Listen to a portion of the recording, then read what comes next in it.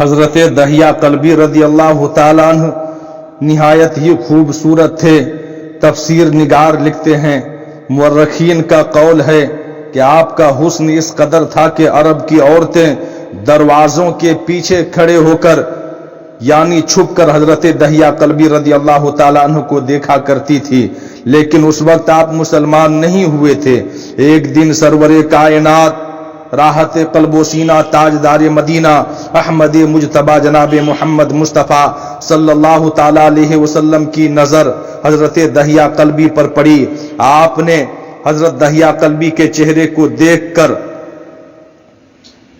بہت ہی زیادہ ماشاء اللہ کہا، اتنا حسین نوجوان ہے۔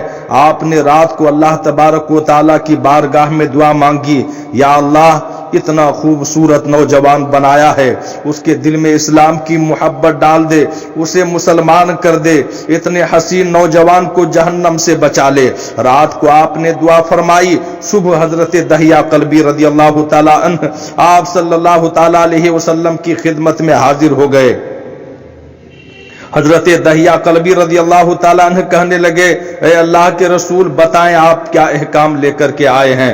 آپ نے فرمایا، میں اللہ کا رسول ہوں اور اللہ واحد ہے، اس کا کوئی شریک نہیں۔ پھر توحید و رسالت کے بارے میں حضرت دہیا قلبی کو بتایا۔ حضرت دہیا قلبی نے کہا، اللہ کے نبی میں مسلمان تو ہو جاؤں، لیکن ایک بات کا ہر وقت ڈر لگا رہتا ہے، ایک گناہ میں نے ایسا کیا ہے کہ آپ کا اللہ مجھے کبھی معاف نہیں کرے گا۔ آپ نے فرمایا، اے دہیا قلبی تو نے کیسا گناہ کیا ہے؟ تو حضرت دہیا قلبی نے کہا، یا رسول اللہ میں اپنے قبیلے کا سردار ہوں اور سربراہ ہوں، اور ہمارے ہاں بیٹیوں کی پیدائش پر انہیں زندہ دفن کیا جاتا ہے۔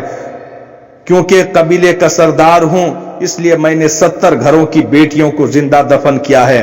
آپ کا رب مجھے کبھی معاف نہیں کرے گا۔ اسی وقت حضرت جبرائیل امین علیہ السلام حاضر ہوئے اور عرض کیا، یا رسول اللہ صلی اللہ تعالیٰ علیہ وسلم اللہ تبارک و تعالیٰ سلام کہتا ہے اور فرماتا ہے کہ اسے کہیں کہ اب تک جو ہو گیا وہ ہو گیا، اس کے بعد ایسا گناہ کبھی نہ کرنا، ہم نے معاف کر دیا۔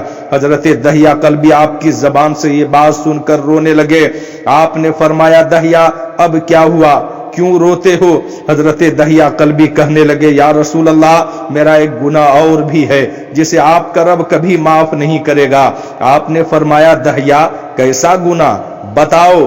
حضرت دہیا قلبی فرمانے لگے، عرض کرنے لگے، یا رسول اللہ صلی اللہ تعالی علیہ وسلم میری بیوی حاملہ تھی اور مجھے کسی کام کی غرض سے دوسرے ملک جانا تھا۔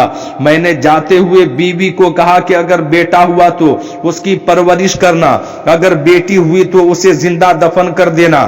دہیا روتے جا رہے ہیں اور واقعہ سناتے جا رہے ہیں۔ میں واپس بہت عرصے بعد گھر آیا تو میں نے دروازے پر دستک دی۔ اتنے میں ایک چھوٹی سی بچی نے دروازے کو کھولا اور پوچھا، کون؟ میں نے کہا، تم کون ہو؟ تو وہ بچی بولی، میں اس گھر کے مالک کی بیٹی ہوں۔ آپ کون ہیں؟ دہیا فرمانے لگے، یا رسول اللہ صلی اللہ تعالی علیہ وسلم میرے منہ سے نکل گیا، اگر تم بیٹی ہو اس گھر کے مالک کی تو میں مالک ہوں اس گھر کا۔ یا رسول اللہ میرے منہ سے یہ بات نکلنے کی دیر تھی کہ چھوٹی سی اس بچی نے میری ٹانگوں سے مجھے پکڑ لیا اور بولنے لگی، بابا بابا آپ کہاں چلے گئے تھے؟ بابا میں کس دن سے آپ کا انتظار کر رہی ہوں۔ حضرت دہیا قلبی روتے جا رہے ہیں اور عرض کرتے جا رہے ہیں، اے اللہ کے نبی میں نے بیٹی کو دھکا دیا اور جا کر بیوی سے پوچھا، یہ بچی کون ہے؟ بیوی رونے لگ گئی اور کہنے لگی، دہیا یہ تمہاری بیٹی ہے۔ یا رسول اللہ مجھے ذرا ترس نہ آیا، میں نے سوچا میں قبیلے کا سردار ہوں، اگر اپنی بیٹی کو دفن نہ کیا تو لوگ کہیں گے کہ ہماری بیٹیوں کو دفن کرتا رہا اور اپنی بیٹی سے پیار کرتا ہے۔ حضرت دہیا کی آنکھوں سے اشک زار و قطار نکلنے لگے۔ یا رسول اللہ وہ بچی بہت خوبصورت بہت حسین تھی، میرا دل کر رہا تھا اسے سینے سے لگا لوں، پھر سوچتا تھا کہیں لوگ بعد میں یہ باتیں نہ کہیں کہ اپنی بیٹی کی باری آئی تو اسے زندہ دفن کیوں نہیں کیا۔ میں گھر سے بیٹی کو تیار کروا کر نکلا تو بیوی نے میرے پاؤں پکڑ لیے۔ دہیا نے مارنا اسے दहिया ये तुम्हारी बेटी है, माँ तो आखिर माँ होती है। मैंने बीवी को पीछे धक्का दिया और बच्ची को लेकर चल पड़ा। रास्ते में मेरी बेटी ने कहा, बाबा मुझे नानी के घर लेकर जा रहे हो? बाबा क्या मुझे खिलौने लेकर देने जा रहे हो? बाबा हम कहाँ जा रहे हैं? दहिया कल्बी रोते जा रहे हैं और वाकया सुनाते जा रहे हैं, या रसूल अल्लाह मैं बच्ची के सवालों का जवाब ही नहीं देता था।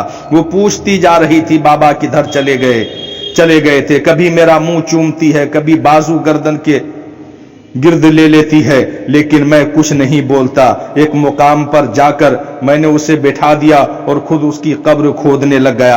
आका करीम रऊफुर रहीम सल्लल्लाहु ताला अलैहि वसल्लम दहिया की जबान से वाकया सुनते जा रहे हैं और रोते जा रहे हैं। मेरी बेटी ने जब देखा कि मेरा बाप धूप में सख्त काम कर रहा है तो उठकर मेरे पास आई। अपने गले में जो छोटा सा दुपट्टा था वो उतार कर मेरे चेहरे से रेत साफ करते हुए कहती है, बाबा धूप में क्यों काम कर रहे हैं?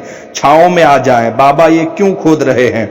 इस जगह बाबा गर्मी है, छांव में आ जाएं। और साथ साथ मेरा पसीना और मिट्टी साफ करती जा रही है, लेकिन मुझे तरस ना आया। आखिर जब कब्र खोद ली तो मेरी बेटी पास आई, मैंने धक्का दे दिया, वो कब्र में गिर गई और मैं रेत डालने लग गया।